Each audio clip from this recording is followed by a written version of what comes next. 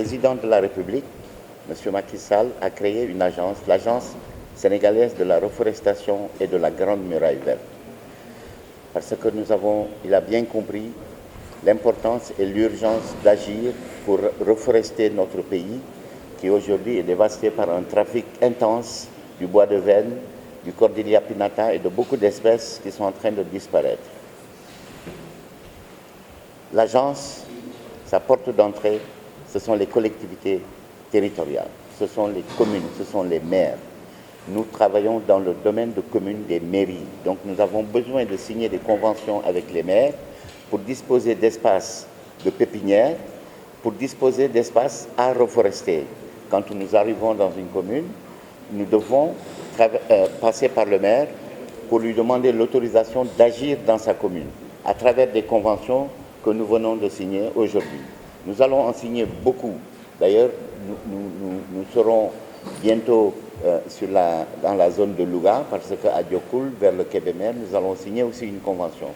Il faut que les maires nous accueillent, nous ouvrent leurs portes pour que nous puissions entrer à travers des pépinières, à travers des reforestations qui vont engager les jeunes. Tous les jeunes du Sénégal devront s'engager à nous accompagner dans cette grande œuvre, parce que c'est une œuvre pour notre pays. Nous devons reforester notre pays, développer des économies vertes, créer des emplois verts, parce que le jeune qui, du matin au soir, va dans la forêt ramasser des semences pour l'agence, travaille pour la nature. Donc c'est un emploi vert. Il sera rémunéré et le planteur sera rémunéré. Et ensemble, nous allons créer des oasis, des lieux de lumière. Parce que pour donner la vie à l'arbre, il faut de l'eau. Et malheureusement, au nord, il y a très peu de pluviométrie, 150 mm par année. Il pleut un mois au nord, dans toute la partie nord. Donc nous allons mettre des oasis en place, oasis dans lesquelles nous allons donner la vie de l'arbre. Ces oasis seront clôturées, la terre sera restaurée par le lombricompostage, par la permaculture, et nous allons développer des techniques qui ne nécessiteront pas des intrants chimiques qui, à terme, vont détruire la terre. Nous voulons travailler avec des semences naturelles, nous voulons travailler avec les populations à les enrichir en replantant pour eux des arbres qui leur sont bénéfiques parce qu'ils vont manger les fruits, des arbres qui leur sont bénéfiques parce qu'ils vont vendre et transformer ces fruits. Et nous voulons faire aussi de grands périmètres de bois énergie, parce qu'aujourd'hui, vous savez que pour faire du bois de chauffe ou du bois de charbon, ou du charbon, nous allons vers les forêts naturelles de la Casamance, qui sont les dernières forêts, les dernières réserves forestières qui restent au Sénégal.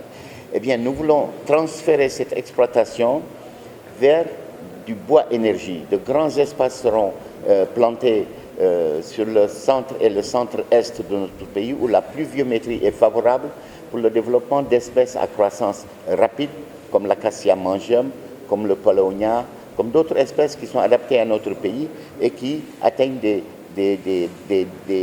grandeurs de 20 mètres au bout de 5 ans. Et nous déplacerons l'exploitation pour laisser la forêt naturelle se régénérer et pour permettre à la biodiversité de se réinstaller.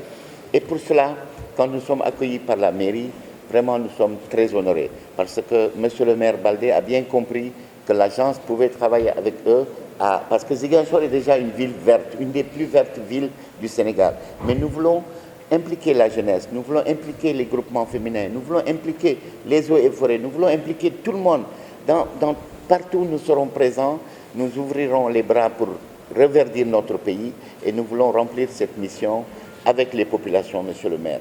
Et c'est pour ça la signature de cette convention pour nous est d'une importance capitale. Et c'est pour cela que je vous remercie et je remercie toute la commune et tous les élus de la mairie de Ziguinchor pour cette signature. Nous allons mobiliser toutes les organisations de la société civile.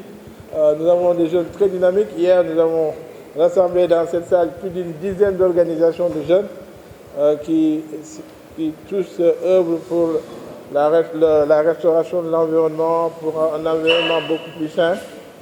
Donc, nous avons l'honneur d'accueillir le club de changement climatique qui est avec nous depuis ce matin. Donc, ils sont là dans la salle. C'est des jeunes qui sont déjà mobilisés. Donc, vous aurez à vos côtés une jeunesse mobilisée, une jeunesse bénévole qui va vous accompagner et qui va accompagner la commune dans la restauration de ce que nous avons toujours eu de plus cher, c'est-à-dire notre environnement.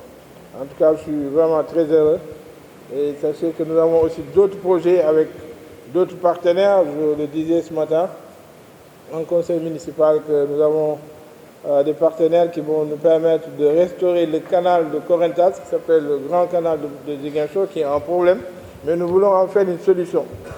En ce sens que nous avons l'intention d'en faire un lac, d'installer toute une sorte de, c'est vous qui l'avez appelé ce matin, le poumon vert de Ziguinchor, avec beaucoup d'arbres pour faire de l'ombre, mais aussi des pistes cyclables et des pistes de promenade.